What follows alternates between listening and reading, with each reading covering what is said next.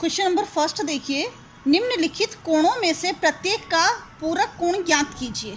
ठीक है, पूरक कोण क्या होते हैं? यदि दो कोणों का योग 90 डिग्री होता है तो पूरक कोण होते हैं। आपको जो पहला सवाल दिया उसमें 20 डिग्री का कोण है, तो 20 डिग्री का पूरक कोण क्या होगा? तो ये देखिए 20 डिग्री का पूरक कोण, कोण को जोड़ करके 90 डिग्री आता है, तो दूसरा कोण कितना हो जाएगा? 90 में से हम 20 हटा लेंगे तो 70 डिग्री। इसका मतलब पूरा कोण 20 डिग्री का हो जाएगा आपका 70 डिग्री। इन दोनों को जोड़ के 90 डिग्री आता है। दूसरा है 63 डिग्री, 63 डिग्री आपको दिया हुआ है, इसका पूरक कोण आपने ज्ञात करना है। तो सेम उसी तरीके से हम ज्ञात करेंगे कि 63 का पूरक कोण हो जाएगा, 90 में से हम 63 को घटाएंगे तो ये इधर 7 हो गया और इधर 2 हो गया, 27 डिग्री। ठीक है, तो किस तरह से हो गया? एक हो गया 63 डिग्री, एक हो गया आपका 27 डिग्री, तो ये आपस में पूरक कोण है। अगला है हमारा 57 डिग्री, तो 57 डिग्री का पूरक कोण क्या हो जाएगा? 90 में से हम 57 को घटा देंगे तो ये हो जाएगा आपका 3 का 3 और 5 33 डिग्री। तो 57 डिग्री का पूरक कोण हो जाएगा 33 डिग्री। याद आंसर। क्वेश्चन नंबर 2 देखिए, निम्नलिखित कोणों में से प्रत्येक का संपूरक कोण ज्ञात कीजिए। संपूरक कोण क्या होते हैं? यदि दो कोणों का योग 180 डिग्री होता है तो वे संपूरक कोण होते हैं। संपूरक कोण क्या होते हैं? दोनों का योग यदि 180 डिग्री आता है। तो आपको पहला जो कोण दे रखा है वो दे रखा है 105 डिग्री, यानी आपने 105 डिग्री का संपूरक कोण ज्ञात करना है। संपूरक कोण, तो 105 डिग्री का संपूरक कोण कितना हो जाएगा? 180 में से हम 105 को घटा देंगे तो ये होगा आपका 75 डिग्री। तो ये 75 डिग्री उसका संपूरक कोण होगा। उसी तरह से 87 डिग्री का संपूरक कोण क्या होगा? तो आप 180 में से 87 को आप घटा देंगे तो ये आपका आ जाएगा 93 डिग्री। ठीक है, क्वेश्चन नंबर 3 देखिए, कोणों के निम्नलिखित युग्मों में से पूरक और संपूरक को पृथक पृथक करिए। आपको ये यहाँ पर 6 युग्म दे रखे हैं कोणों के, और आपने इसे बताना है कि इनमें से कौन से पूरक हैं और कौन से संपूरक हैं। तो इसमें हम ऐसा करते हैं, यहाँ पर पूरक कोण अलग से लिख देंगे और यहाँ पे संपूरक कोण अलग से छाटेंगे। अब पूरक कोण क्या होते हैं? जब कोण का योग 90 डिग्री होगा तो वो पूरक कोण कहलाएंगे, और यदि इनका कोण योग 180 डिग्री हुआ तो ये संपूरक कोण कहलाएंगे। ठीक है, तो हम देखते हैं, पहला है आपका 65 डिग्री है, आपका 65 डिग्री और 115 डिग्री। तो देखिए 65 है और 115 है। हाँ, यहाँ देखती हूँ मैं, 65 है और 115 है। यदि आप इन दोनों को जोड़ते हैं तो कितना आ जाता है? ये 180 डिग्री, यानी ये वाला जो 65 डिग्री और 115 डिग्री ये संपूरक कोण होगा। दूसरा है 63 डिग्री और 27 डिग्री। देखिए 63 और 27 को जोड़ के 90 आता है, तो ये कितना होगा? 63 डिग्री और 27 डिग्री, ये पूरक कोण होगा। अगला है 112 डिग्री और 68 डिग्री। आपको देखते ही पता चल रहा है कि 112 और 68 डिग्री को यदि जोड़ देते हैं तो 180 आता है, तो ये भी आपका संपूरक कोण है। अगला कोण है 130 डिग्री और 50 डिग्री, वो भी यहीं पर आएगा। 130 में यदि हम 50 जोड़ देते हैं तो 180 आ जाता है, तो ये भी आपका संपूरक कोण है। अगला होगा 45 डिग्री और 45 डिग्री और 45 डिग्री, तो 45 और 45 जोड़ के 90 आता है, ये पूरक कोण कहलाएगा। तो ये 45 डिग्री और 45 डिग्री, ये वाला जो जोड़ा है ये पूरक कोणों का होगा। 80 डिग्री और 10 डिग्री, तो 80 डिग्री और 10 डिग्री भी पूरक कोण होंगे, क्योंकि इन दोनों को जोड़ करके 90 डिग्री आता है। तो इस तरह से हमने क्वेश्चन नंबर 3 में संपूरक और पूरक कोणों को अलग अलग कर दिया। ऐसा कोण ज्ञात कीजिए जो अपने पूरक के समान हो। इसका मतलब दो कोण यदि आपस में एक समान हो और वे पूरक कोण हो, तो ऐसे कौन से कोण होंगे? हम जानते हैं कि पूरक कोण कौन से होते हैं? जब दोनों का योग 90 डिग्री होता है तो वे पूरक कोण कहलाते हैं। तो यदि एक समान हो, इसका मतलब क्या हो? इसका मतलब हो कि 45 डिग्री के होंगे, तो 45 और 45 90 हो जाएंगे। तो आपका आंसर होगा वे दोनों कोण जो एक पूरक कोण जो आपस में एक समान होंगे वो 45 डिग्री के होंगे। क्वेश्चन नंबर 5 देखिए, ऐसा कोण ज्ञात कीजिए जो अपने संपूरक के समान हो। संपूरक के समान हो मतलब दोनों का योग। संपूरक कोण क्या होते हैं? जिनमें दोनों का जो योग होता है वो 180 डिग्री होता है। तो यदि वे दोनों एक बराबर हों तो कितने कितने डिग्री के होने चाहिए? 90 डिग्री और 90 डिग्री के। तो 90 90 180 हो जाएगा। प्रश्न नंबर 6 देखिए, दी गई आकृति में आपको आकृति दी हुई है, यदि एक में कमी आती है तो दो में क्या परिवर्तन होगा। ये आप चित्र देख रहे हैं, इसको आप इस तरह से समझिए। ये आपको ऐसा दिया हुआ है, देखिए ये जो चित्र है वो ऐसा दिया है, ये वाला चित्र को ध्यान से देखिए।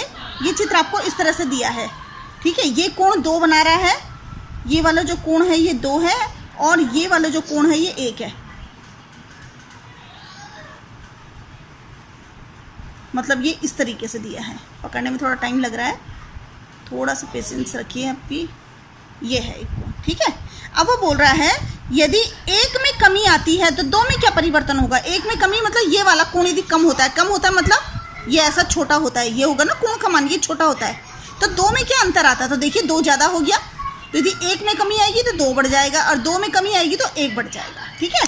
तो इसमें आपको दे रखा था कि यदि एक में कमी आती है तो 2 में क्या परिवर्तन होगा ताकि दोनों संपूरक हो। तो कोण 2 में बढ़ोतरी होगी, बढ़ गया था ना, बढ़ोतरी होगी। या आप ऐसे भी बोल सकते हैं कि कोण 2 का मान अधिक होगा, हो जाएगा, कोण 2 का माप अधिक हो जाएगा।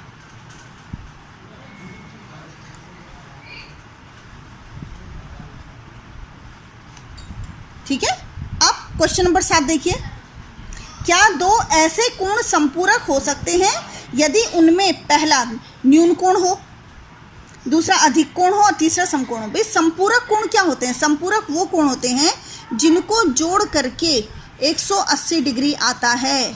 तो क्या वे न्यून कोण हो सकते हैं दोनों। तो यदि मान लेते हैं न्यून कोण क्या होंगे, 90 से कम होगा, तो पहला वाला यदि 90 से कम होगा न्यून कोण, पहले देखते हैं ये न्यून कोण क्या होता है, जो 90 से कम होंगे। तो यदि पहला वाला 90 से कम है और दूसरा वाला भी 90 से कम है, तो जो इनका योग होगा वो 180 से कम होगा, इसका मतलब वो न्यून कोण नहीं होगा।